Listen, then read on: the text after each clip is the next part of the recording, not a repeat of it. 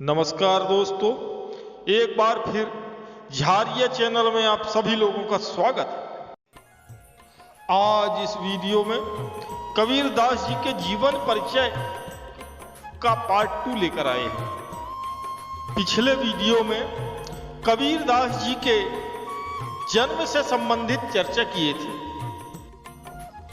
दोस्तों, ये वीडियो बहुत ही खास है क्योंकि ये कबीरदास जी का जीवन परिचय है और ये वीडियो बहुत ही अनमोल है।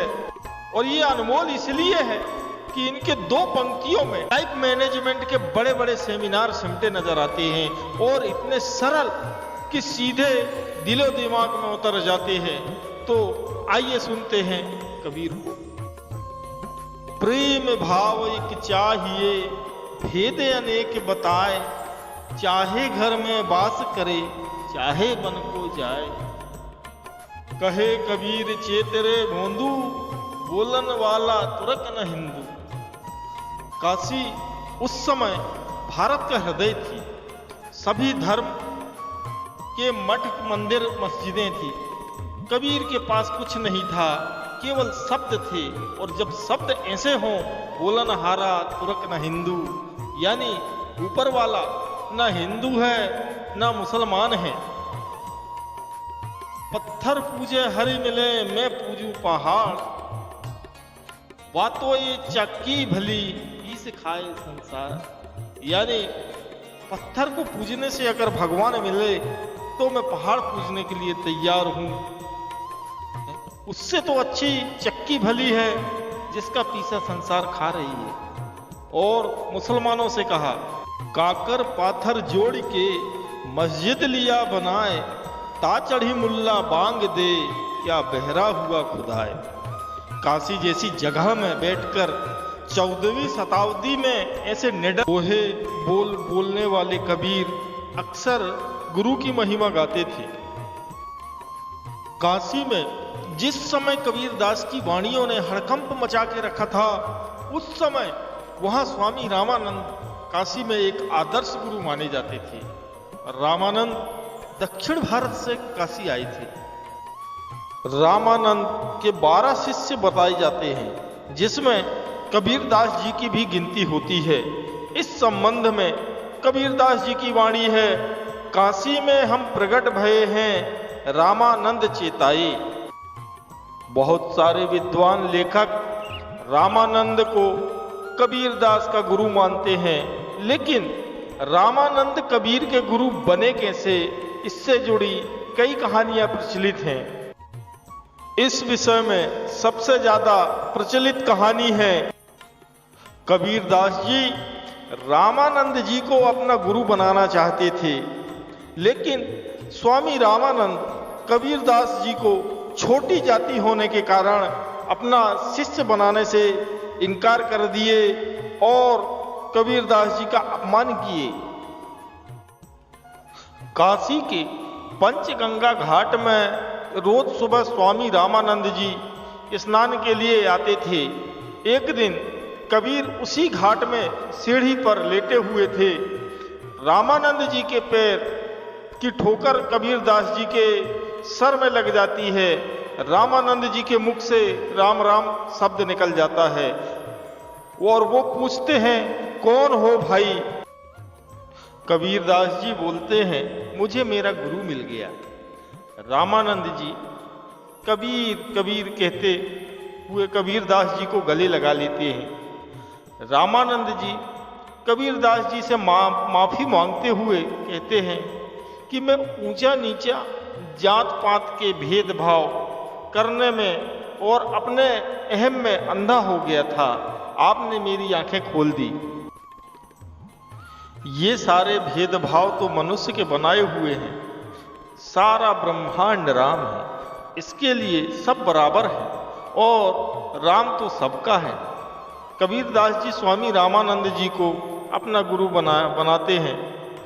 कई इतिहासकार मानते हैं कि कबीर निगूरा थे, उनका कोई गुरु नहीं था। कबीरदास ने किसी को गुरु माना ही नहीं, कहा कि ये सब गुरु हद के, बेहद के गुरु एक, और बेहद गुरु उपजे अपने माही।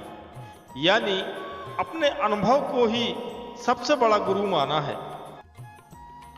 कबीरदास जी निरक्षर थे। कबीरदास ने अक्षर ज्ञान प्राप्त नहीं किया था, लेकिन कभी उन्हें इसकी जरूरत भी नहीं पड़ी। उन्होंने कहा, मैं कहता आँखन की देखी, तू कहता कागद की लेखी। मैं कहता सुरझावन हारी, तू कहता उरझाई रे। जो कहा डंके की चोट पर कहा, निडरता से कहा। 14वीं-15वीं शताब्दी में काशी जैसी जगह में जाति पाति, धर्म और धर्म के प्रति कट्टरता समाज में व्याप्त थी।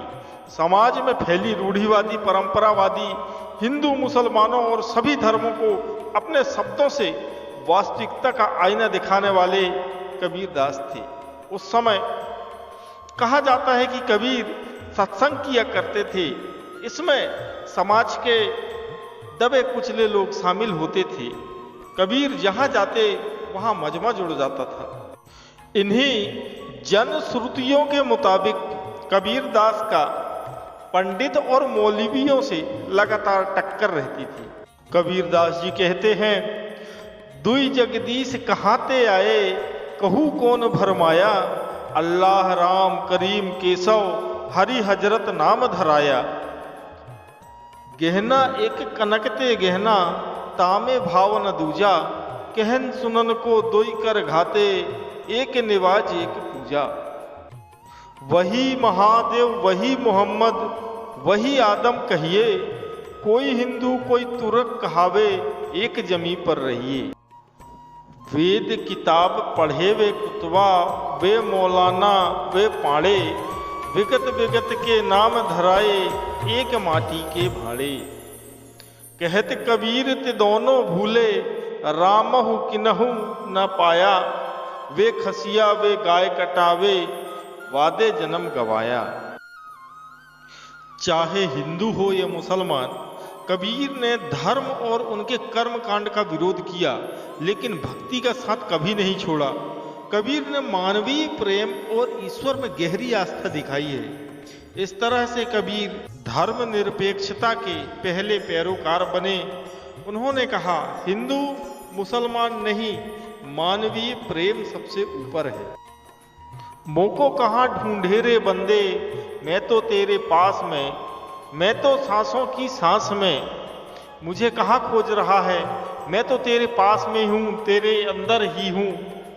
ये कविता ही नहीं, ये कविता नहीं बल्कि अध्यात्म क्रांति है।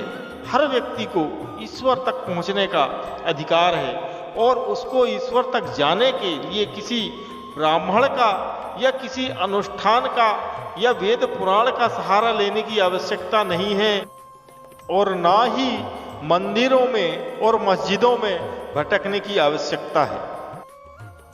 वृक्ष बोला पत्ते से, सुन पत्ते मेरे भाई। यही जगत की रीत है, एक आई एक जाई। कबीरदास जी ने जो देखा उसे दो टूक शब्दों में कह दिया, जो समझा उसे समझा दिया। कबीर ने कहा, युगत युगन हम योगी, आवे न जावे मिटे न कबहू। सबद अनाहत भोगी, युगन युगन हम योगी। युगों युगों से मैं योगी हूँ, कभी न आता हूँ न जाता। मुझे कोई मिटा नहीं सकता। ये क्या है? गीता है, ये अपने आप में गीता है। शब्द अनाहत भोगी मैं ही हूँ, जिसने सब कुछ भोग लिया है। युगन युगन हम योगी। कबीरदास जी साधुओं के संगत में तो रहे, लेकिन घर त्याग कर साधु बन गए, ऐसा नहीं है। कबीर पंथियों की एक धारा उन्हें गृहस्थ मानती है। उनकी पत्नी का नाम लोई और दूसरा नाम रामजनिया था। कई विद्वान ऐसा कहते हैं कि कबीर दास जी ने 2 शादी किए, परंतु ऐसा नहीं है। उनकी पत्नी लोई का ही दूसरा नाम रामजनिया था। उनके दोहों में ये लगता है कि कबीर दास जी की जिंदगी गरीबी में गुजरी है। उन्होंने गरीबी के बारे में कहा है, जिद का भाई जन्मिया, कभी न पाया सुख। डाली डाली मैं फिरूं, पाते पाते दुख। कबीर पंथी की एक धारा उन्हें गृहस्थ नहीं मानती। उनके अनुसार उनके पुत्र कमाल और पुत्री कमाली का जन्म सिकंदर लोधी के परीक्षा के समय की है। दोस्तों, वीडियो लंबी होने के कारण हम आगे की वीडियो पार्ट 3 में लाएंगे, जिसमें सिकंदर लोधी के द्वारा कबीर दास जी का जो परीक्षा लिया गया था 52 प्रकार की, और उसमें कबीर दास के पुत्र कमाल और कमाली का जन्म का विवरण आता है। हम आगे की जानकारी देंगे। का वीडियो देखने के लिए मेरे चैनल झारिया नॉलेज को सब्सक्राइब करें, लाइक एवं शेयर करें। धन्यवाद।